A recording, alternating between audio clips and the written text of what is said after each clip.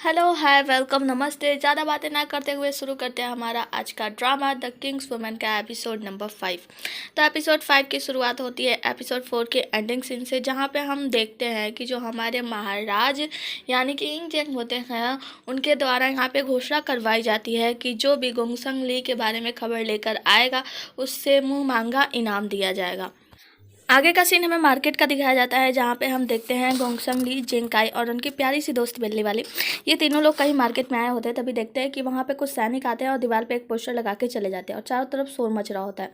ये सब देखकर जेंकाई और हमारी जो गोंगसंग ली होती है, ये सभी लोग आकर उस पोस्टर को देखते हैं और देख के दंग रह जाते हैं, क्योंकि वो तो गोंगसंग ली का पोस्टर होता है और उस पर लिखा होता है कि जो कोई भी इसके बारे में खबर लेकर आएगा उसे अच्छा इनाम दिया जाएगा। ये सारी चीज़ें चली रही होती है, तभी हम देखते हैं कि वहाँ पे एक इंसान अपना चेहरा ढक के आता है, वो हानसेन होता है और वो भी ये पोस्टर आकर देखता है। आगे के सीन में हम देखते हैं कि जो महाराज इंगजेंग होते हैं वो पक्षियों को कुछ दाना खिला रहे होते हैं, तभी वहाँ पे उनका पर्सनल असिस्टेंट यानी उनका बॉडीगार्ड आता है पर्सनल वाला, और वो उससे पूछते हैं कि ली जोंग, ये बताओ कि जो मैंने तुम्हें काम दिया था वो पूरा हुआ कि नहीं। तो ली जोंग बताता है कि महाराज, दरअसल आपके बताए हुए काम को मैं बड़ी ही समझदारी से कर रहा हूँ और मैंने गोंगसंग ली का पोस्टर पूरी गलियों में लगवा दिया गया है। अगर आप उस औरत को चाहते हैं तो आप चिंता मत कीजिए, आपको वो औरत जल्दी से जल्दी मिल जाएगी। उसके बाद से वो कहते हैं, अच्छा ये बताओ जो मैंने तुम्हें एक स्पेशल काम दिया था वो पूरा हुआ या नहीं।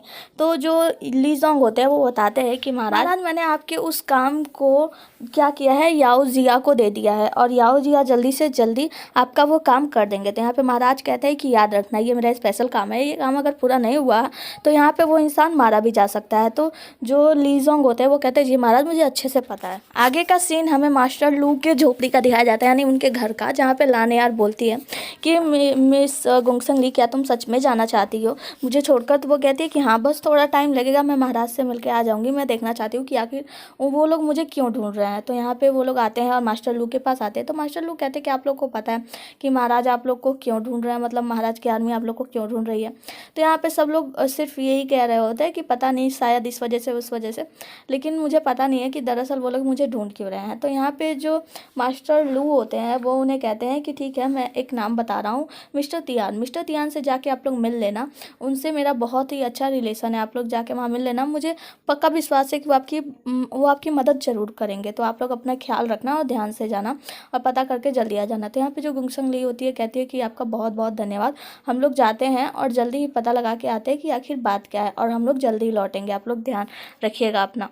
आगे की सीन में हम महाराज इंगजेंग को देखते हैं, जो कि कहीं पे आए होते हैं अपने पिता यानी लू बू वही से मिलने के लिए। यहाँ पे एक आदमी आता है और बाहर उन्हें प्रणाम कहता है लू बू वही से। जब महाराज पूछते हैं कि लू बू वही कहाँ है, तो वो आदमी बताता है कि लू बू वही को कफ एंड कोल्ड हो चुका है उन्हें, वो बीमार है। तो वो बताते हैं कि ऐसा कैसे हो सकता है, क्योंकि वो हमेशा जो फॉक्स का फर होता है उसका कपड़ा पहनता है, तो उसे ठंडी तो लग नहीं सकती। कहीं ऐसा तो नहीं कि वो डर गया है कि अब उसका सच सबके सामने आ चुका है तो अब उसका सत्ता छीन लिया जाएगा, इसी वजह से शायद वो डर रहे थे। यहाँ पे वो आदमी बताता है कि महाराज मैं कुछ ज़्यादा तो नहीं कह सकता हूँ उनके बारे में, उनके मन के बारे में, लेकिन मैं इतना ज़रूर जानता हूँ क्योंकि मेरे टीचर ने एक बार बताया था कि जब इंसान के पास पावर होता है ना तो वो कुछ भी कर सकता है, यानी पावर के साथ इंसान बहुत कुछ होता है, लेकिन जैसे उसको पावर खोने का डर हो जाता है वो इंसान खुद ब खुद बीमार पड़ जाता है। मतलब पावर के बिना इंसान कुछ नहीं है। अगर वो पावर किसी के पास हो तो पानी की तरफ फ्लो कर रहा है तो हम अपने जीवन में हर एक चीज़ कर सकते हैं, पर अगर वो पावर किसी और के पास चला जाए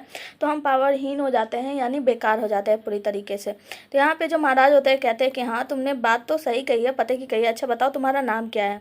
यहाँ पे वो जो आदमी होता है वो बताता है कि महाराज मेरा नाम लीसी है और मेरे गुरु जू कुआंग है। तो और वो बताता है कि मैं चांसलर लू बुई का एक फॉलोवर हूँ। तो यहाँ पे जो महाराज होते हैं वो कहते हैं, अच्छा जू कुआंग, तो वो कहता है जी महाराज वो मेरे गुरु रह चुके हैं।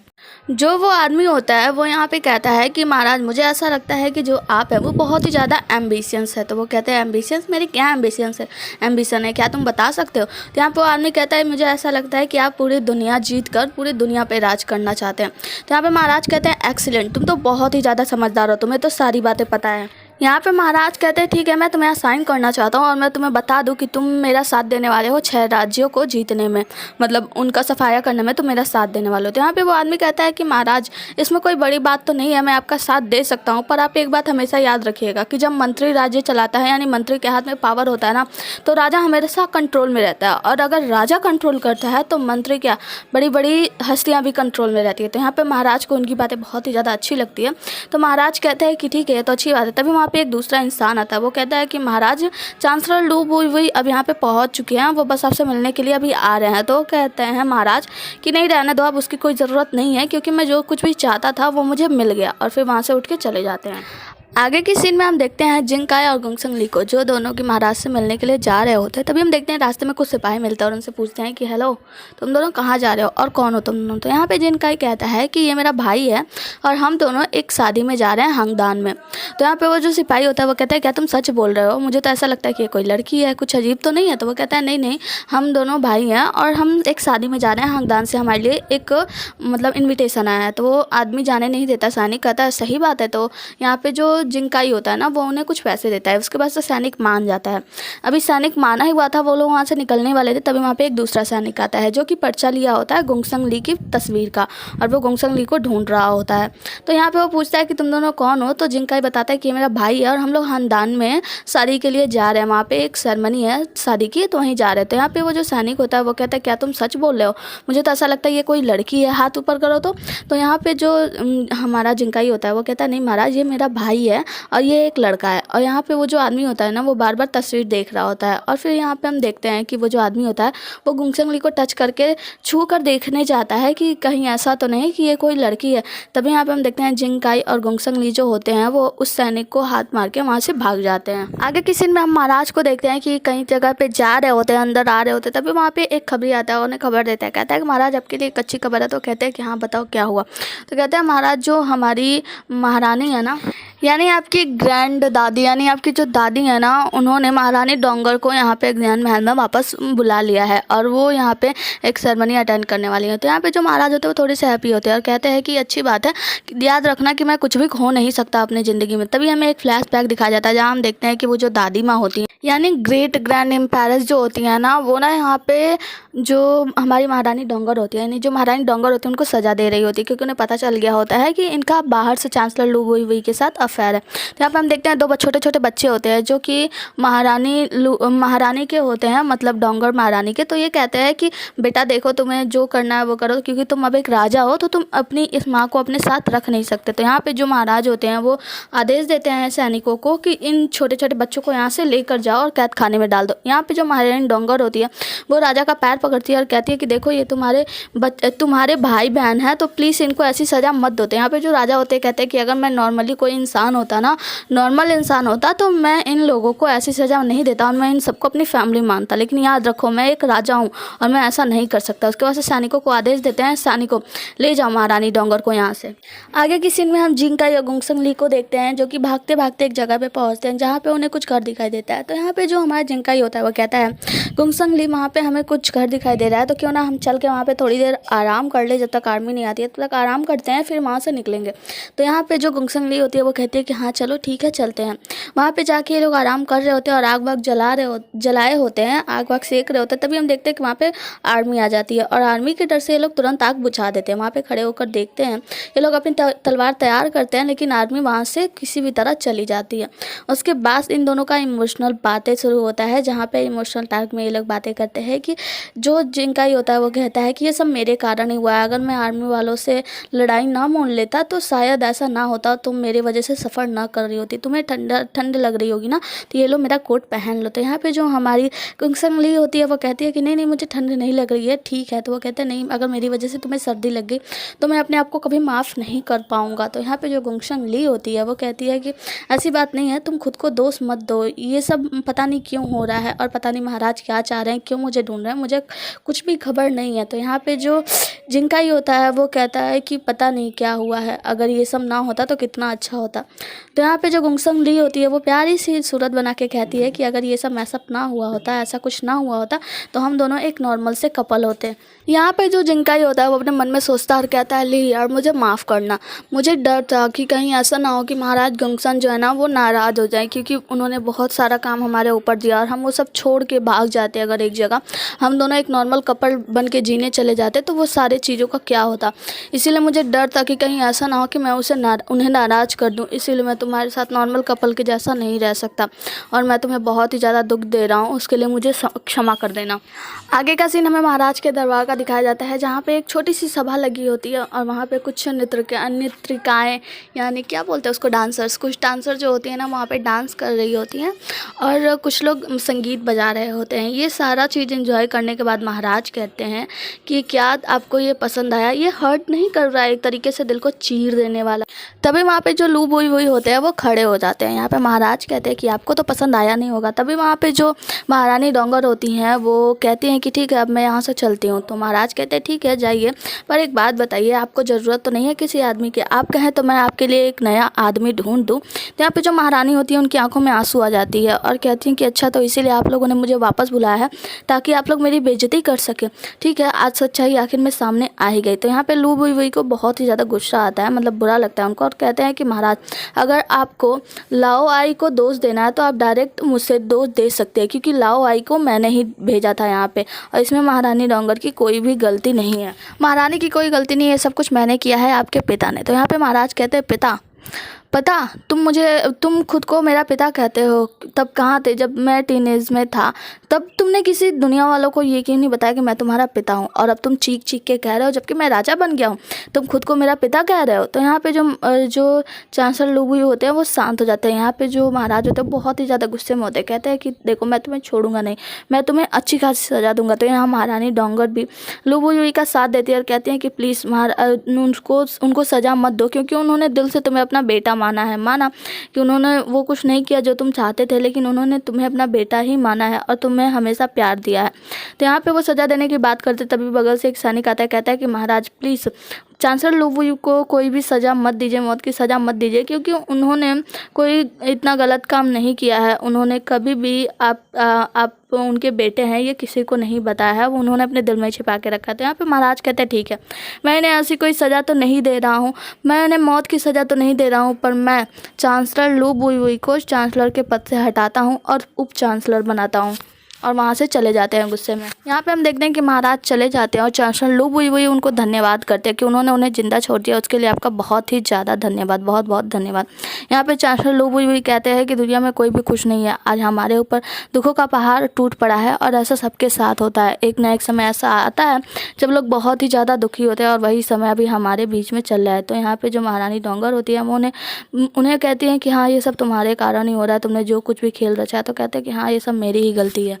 आगे हम गुंगसंग ली और जिंकाई को देखते हैं जो कि जा रहे होते हैं, तभी रास्ते में जंगल पड़ता है जहाँ पे बहुत ही ज़्यादा शांति होती है। यहाँ पे जिंकाई कहता है कि यहाँ पे बहुत ही ज़्यादा शांति है, कुछ तो गड़बड़ है। तो ये लोग अभी देख ही रहे होते हैं, तभी वहाँ पे दो लोग आ जाते हैं और ये यहाँ पे वो गुंगसंग का नाम लेते हैं। तो यहाँ पे गुंगसंग ली को गुस्सा आता है और कहती है कि तुम मेरे दादाजी का नाम कैसे ले सकते हो।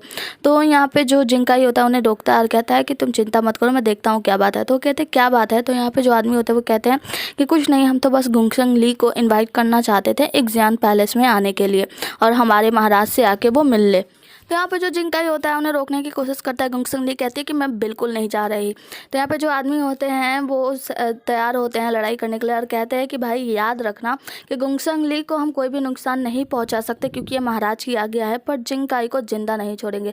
फिर यहाँ पे लड़ाई शुरू होती है और हम देखते हैं गुंगसंग ली को एक तरफ कर लेते हैं ये लोग तलवार के नोक पे और जिंकाई से लड़ाई होती है। जिंकाई को भी ये तलवार घोंपने जा ही रहा होता है, तभी आके गुंगसंग ली बचा लेते हैं, क्योंकि गुंगसंग ली पे ये लोग एक भी हमला नहीं कर रहे होते हैं। गुंगसंग ली आराम से इन लोग से लड़ लेते हैं। यहाँ पे ये दोनों मिलकर अब अटैक करते हैं जिंकाई पे। तो यहाँ पे जो गुंगसंग ली होती है वो अपनी समझदारी दिखाती है और अपने गले पे तलवार रख लेती है, कहती है कि मैं खुद को मार दूंगी अगर तुम लोगों ने जिंकाई पे हमला किया, तो जिंकाई की तरफ एक भी कदम आगे बढ़ाया तो मैं खुद को मार दूंगी और तुम मेरी लाश लेके जाना महाराज के पास और उन्हें जवाब देना कि तुम्हें क्या जवाब देना है। फिर हम देखते हैं कि वो जो दोनों आदमी होते हैं वो कहते हैं कि ठीक है एक काम करो, तुम अपने आप को कोई नुकसान मत पहुंचाओ और यहाँ से चले जाओ आप दोनों आराम से, हम लोग कुछ नहीं करेंगे। तो यहाँ पे गुंगसंग ली कहते क्या तुम वादा करते हो। तो वो लोग लोग कहते हैं हाँ हाँ हम प्रॉमिस करते हैं, हम कुछ नहीं करेंगे, आप लोग यहाँ से जा सकते हो। यहाँ पे हम देखते हैं कि गुंगसंग ली और जिंगकाई वहाँ से निकल जाते हैं। तो वो आदमी दूसरा वाला कहता है कि भाई क्या हमने ठीक किया, हमने उन्हें यहाँ से जाने दिया, तो क्या ये सब सही रहेगा? तो यहाँ पे वो जो आदमी होता है वो कहता है कि हाँ तुम चिंता मत करो, जल्दी गुंगसंग ली महाराज से मिलने जाने वाली है, मैंने कुछ ऐसा कर दिया है। आगे चल के हम देखते हैं महाराज को जो कि अपने पुस्तकालय में होते हैं, अपनी कुछ पुस्तकें पढ़ रहे होते हैं। तभी वहाँ पे उनका एक सैनिक आता है, वो कहता है कि महाराज जनरल मैंग आए हैं आपसे मिलने के लिए। तो यहाँ पे महाराज कहते हैं ठीक है उन्हें अंदर भेज दो। फिर जनरल मैंग अंदर आते हैं तो कहते हैं कि क्या मेरा दिया हुआ काम आपने पूरा किया? तो जनरल मैंग कहते हैं हाँ हाँ पूरा हो चुका है, आप चिंता मत कीजिए। जिंगकाई को एक तलवार लगी है जो कि जहर से युक्त थी, उसमें जहर लगा हुआ था, जिससे कि 7 दिनों के अंदर अगर उन्होंने उसका दवाई नहीं लिया तो उनकी मौत हो जाएगी। और उसके दवाई के लिए जल्दी गुंगसंग ली यहाँ पे महल में आने वाली है। आगे हम गुंगसंग ली और जिंगकाई को देखते हैं, जहाँ पे गुंगसंग ली जो होती है जिंगकाई को लेके एक जगह पे सुरक्षित जगह पे जाती है। और वहाँ पे हम देखते हैं कि गुंगसंग ली जिंगकाई के लिए बहुत ही ज़्यादा परेशान हो रही होती है, उन्हें उठाने की कोशिश करती है, पर जिंगकाई की आंखें नहीं खुलती हैं और जिंगकाई वहाँ पे बेहोश हो जाते हैं। यहाँ पे गुंगसंग ली रोने लगती है और कहती है कि प्लीज़ जिंगकाई मुझे छोड़ के मत जाना, मेरा तुम्हारे अलावा कोई नहीं है, और प्लीज़ मुझे डराओ मत, तुम उठ जाओ। तो यहाँ पे हम देखते हैं जिंगकाई को होश नहीं आता। अगली सुबह की सीन में हम देखते हैं कि जो गुंगसंग ली होती है वो जिंगकाई को एक गाड़ी पे लिटा दी होती है और लेके जा रही होती है कहीं पे डॉक्टर को दिखाने के लिए। तभी रास्ते में एक बूढ़े से बाबा मिलते हैं जो कि बताते हैं कि मेरा नाम तियांग गुआंग है। तो वो कहते हैं तियांग गुआंग आप वही प्रसिद्ध वैद्य है ना जो कि लोगों का इलाज करते हैं? तो यहाँ पे वो जो तियांग गुआंग होते हैं वो कहते हैं हाँ मैं वही हूँ। गुंगसंग ली कहती है मैं मास्टर लू की भेजी हुई एक इंसान, उन्होंने मुझसे कहा था कि मैं कहीं जा रही हूँ, तो उन्होंने मुझे एक चिट्ठी दी थी और उन्होंने मुझसे कहा था कि अगर रास्ते में कोई भी परेशानी हो तो जो मतलब डॉक्टर तियान है वो मिलेंगे तो उनसे तुम मदद मांग सकती है। तो उन्हें विश्वास नहीं होता तो उन्हें एक चिट्ठी दिखाती, कहती है ये देखिए ये मास्टर लू ने मुझे दिया था, उन्होंने कहा था कि मुझे आपसे मिलना है, तो अगर हमें परेशानी है तो आप हमारी हेल्प करेंगे। देखिए मेरे भाई को प्लीज़ बचा लीजिए, ये बहुत ही ज़्यादा बीमार है, इन्हें एक तलवार लगी थी और ये अभी तक होश में नहीं आए हैं। तो यहाँ पे जो डॉक्टर तियान होते हैं वो कहते हैं कि क्या ये सच है? तो वो बोलते हैं हाँ। तो यहाँ पे जो डॉक्टर तियान होते हैं कहते हैं ठीक है तुम चिंता मत करो, मैं सब कुछ ठीक कर दूँगा। उसके बाद से हम देखते हैं कि जो गुंगसंग ली होती है वो अपने बारे में बताती है और कहती है कि मैं गुंगसंग ली हूँ और गुंगसंग की पोती, मैं उनकी पोती हूँ। यहाँ पे जो डॉक्टर तियान होते हैं कहते हैं कि क्या सच में तुम गुंगसंग की पोती हो? वो तो मेरे मास्टर थे, मैं उनका बहुत ही ज़्यादा रिस्पेक्ट करता था। अच्छा बताओ अभी वो कहाँ है? तो यहाँ पे जो गुंगसंग ली होती हैं वो बताती हैं कि उनकी तो मृत्यु हो गई है और अभी ये जो जिंगकाई हैं ये उन्हीं के शिष्य हैं और इन्हें ठीक करना चाहते हैं। तो यहाँ पे हम बुढ़ऊ की चटकी देखते हैं कि वो फटाक से गाड़ी पर एक लात मारते हैं और जो जिंगकाई होता है ना उसको अपने पीठ पर बैठा के लेके चले जाते हैं। देखना ज़रा सा 2 मिनट के लिए ये वाली चीज़। हाँ, तो यहाँ से जाने के बाद हम देखते हैं कि जो डॉक्टर तियान, इसमें भी डॉक्टर तियान है, हम देखते हैं कि जो डॉक्टर तियान होते हैं उन्हें लेकर अपने झोपड़े में जाते हैं, वहाँ पे उनकी देख रेख करते हैं जिंगकाई की, और बताते हैं उनकी देख रेख करने के बाद कि मुझे डर है कि जिंगकाई जो है उनकी बहुत ही जल्दी मौत हो जाएगी, क्योंकि जिन तलवार से इनको चोट लगा है ना वो तलवार जहरीली थी और इन्हें बहुत ही रेयर टाइप का जहर दिया गया है, जिसके वजह से 7 दिनों के अंदर इनकी मौत हो जाएगी। और इसका जो तोड़ है ना वो हर किसी के पास नहीं होगा, उसी इंसान के पास होगा जिन्होंने इन्हें तलवार मारा है, जिन्होंने ये जहर बनाया है। तो प्लीज़ आप जाके उन लोगों से मिलो जिन्होंने इन्हें तलवार मारा है और वही इस जहर का तोड़ दे सकते हैं। तो यहाँ पे गुंगसंग ली बताती है तो क्वीन आर्मी का काम है, यानी कि ये महाराज के राजा के पास से मिलेगा। तो यहाँ पे जो मतलब जो डॉक्टर तियान होते हैं वह कहते हैं क्या ये क्वीन आर्मी का काम है? इसका मतलब वो तो बहुत ही ज़्यादा क्रूर है, तुम्हें तो पता ही होगा, और वो लोग कुछ भी कर सकते हैं। तो यहाँ पे जो गुंगसंग ली होती है वो कहती है कि मेरे पोस्टर्स लगे हुए जगह जगह पे और उनके महाराज पता नहीं क्यों मुझसे मिलना चाहते हैं, आखिर क्या बात है?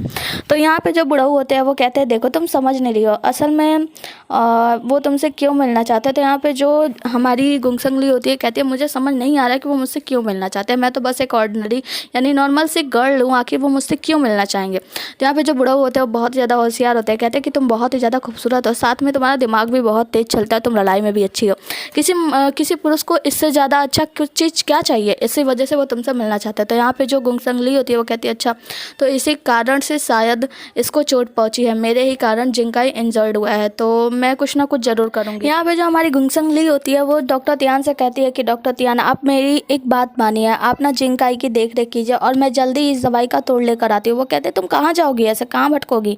तो जो गुंगसंग ली होती है वो कहती है कि आप चिंता मत कीजिए, मैं डायरेक्ट राजा के पास जाऊँगी और महाराज से जाके इस दवाई का तोड़ मांगूंगी और वो जो चाहते हैं मैं उनकी शर्त ज़रूर पूरी करूँगी। तो यहाँ पे जो डॉक्टर तियान होता है वो कहते हैं ठीक है तुम जल्दी करना और हिम्मत मत हारना, सब कुछ ठीक हो जाएगा।